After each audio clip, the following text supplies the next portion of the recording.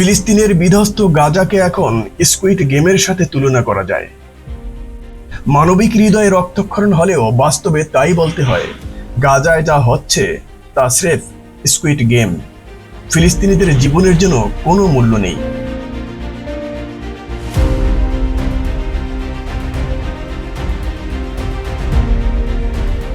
Squid game একটি কাল্পনিক গল্প এবং এটি কোনো বাস্তব ঘটনার উপর ভিত্তি করে নির্মিত নয়। এটি দক্ষিণ কোরিয়ার পরিচালক হোয়াং ডং হিউকের তৈরি একটি গেম, স্রেফ খেলা করা। স্কুইড গেম মূলত একটি জনপ্রিয় টেলিভিশন সিরিজ, যেখানে আর্থিক সংকটে পড়া কিছু মানুষ শিশুদের খেলার মাধ্যমে একটি মারাত্মক প্রতিযোগিতায় অংশ নেয়।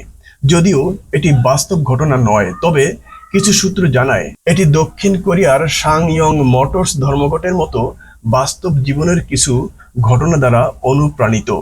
ফিলিস্তিনিদের গাজায় প্রতিদিন যেভাবে ইসরায়েলি বাহিনী বর্বর হামলা চালিয়ে মানুষের জীবন বোমার আঘাতে উড়িয়ে দিচ্ছে, সঙ্গত কারণেই গাজাকে স্কুইড গেমের সঙ্গে তুলনা করছে অনেকে।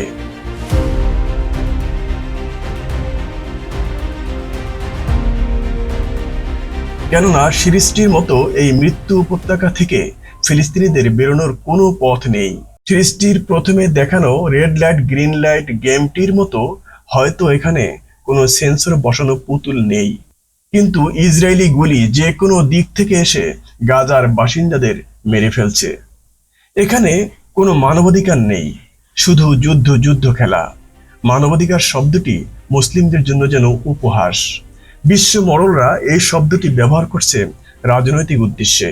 বাস্তবে পশ্চিমা বিশ্ব যারা মানবাধিকারের ধারক বাহক দাবি করে, তারা গাজায় ইসরায়েলি হামলাকে স্কুইড গেমের মতো খেলে যাচ্ছে, দেখে যাচ্ছে।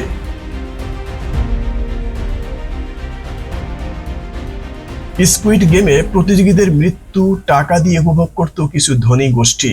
মনোরঞ্জনের জন্য সাধারণ মানুষের নৃশংস মৃত্যুতে তারা হাসি তামাশা করত। অবরুদ্ধ গাজার দৃশ্যপটও ঠিক তেমনই। ইসরায়েলকে আর্থিকভাবে সহায়তা প্রদানের মাধ্যমে এবং নিজেদের স্বার্থের জন্য বিশ্বের বিভিন্ন রাষ্ট্র গাজার মৃত্যুর মিছিল উপভোগ করছে। কি অদ্ভুত কাণ্ড! হামলার মধ্যে বাড়িঘর ছাড়া দুর্ভিক্ষের কবলে হাজার হাজার ফিলিস্তিনি। খাবার আনতে গেলে গুলি করে পাখির মতো হত্যা করা হয় মানুষকে। আর এই খবর প্রচার করলে সাংবাদিককেও গুলি করে হত্যা করার ঘটনা বিশ্বে আর কি কোথাও ঘটেছে? আবারও গাজায় আল জাজিরার 5 সাংবাদিককে বোমা মেরে হত্যা করেছে বর্বর ইসরায়েলি বাহিনী। তাদের অপরাধ ছিল তারা সত্য ঘটনা প্রচার করে আসছিল।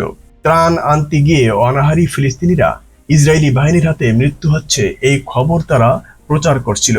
এই অপরাধে 5 সাংবাদিককে তাদের তাঁবুতে নির্মমভাবে হত্যা করা হয়েছে। আল জাজিরার খবরে বলা হয়েছে, গাজায় একটি তাঁবুতে থাকা আল জাজিরার সাংবাদিক আনাস আল শরীফ সহ 5 সহকর্মীকে হত্যা করেছে ইসরায়েল। রোববার সন্ধ্যায় গাজার আল শিফা হাসপাতালের প্রধান গেটে চালানো ইসরায়েলের হামলায় তারা নিহত হন। নিহত অন্যান্য সাংবাদিকরা হলেন সংবাদদাতা মোহাম্মদ ক্রিকে, ক্যামেরা অপারেটর ইব্রাহিম জাহের, মোহাম্মদ নওফাল ও মোমেন আলিওয়া। আনাস আল শরীফ আল জাজিরার একজন সুপরিচিত সাংবাদিক।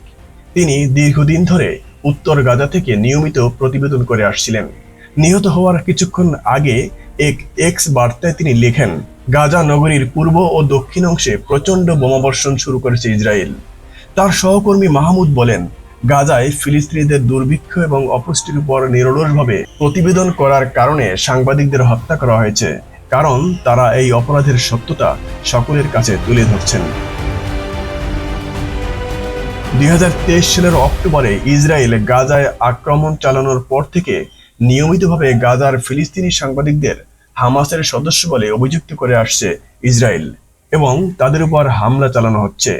ইসরায়েলি সেনাবাহিনী গাজায় এখন পর্যন্ত 200 জনেরও বেশি সাংবাদিক এবং মিডিয়া কর্মীকে হত্যা করেছে, যার মধ্যে বেশ কয়েকজন আল জাজিরার সাংবাদিক এবং তাদের আত্মীয় স্বজনও রয়েছেন। এদিকে খাবার আনতে গিয়ে লাশ হয়ে ফিরেছে গাজার আরও এক মা।